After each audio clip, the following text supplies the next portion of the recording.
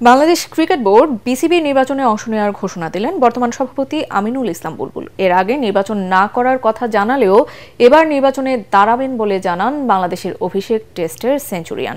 সিলেট জেলা স্টেডিয়ামে পরিদর্শনকালে গণমাধ্যমে তিনি নির্বাচন করার কথা জানান। পরাগান মানের রিপোর্ট।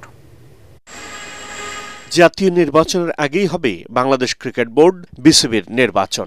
বিসিবির আসন্ন নির্বাচন নিয়ে চলছে তুমুল আলোচনা। কারা কাউন্সিলর হচ্ছেন, এমনকি সভাপতি প্রার্থী বা কে হবেন তা নিয়েও চলছে জল্পনা কল্পনা।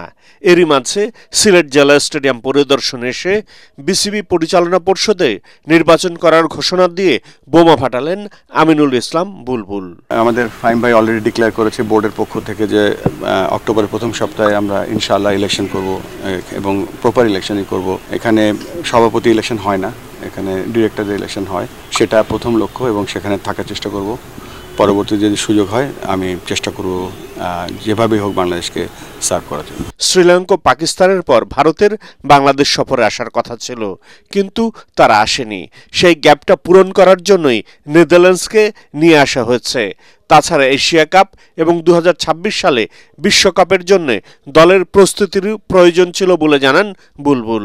আমরা এশিয়া কাপ এবং 2026-এ যে আমাদের বিশ্বকাপ হবে সেটার প্রস্তুতি ঠিক বলবো না, it's one of the international match খেললাম। তার যেটা আপনি বলছিলেন ব্যাটিং ফিল্ডিং, এটা সম্পূর্ণ নির্ভর করে টিম প্ল্যানের উপরে।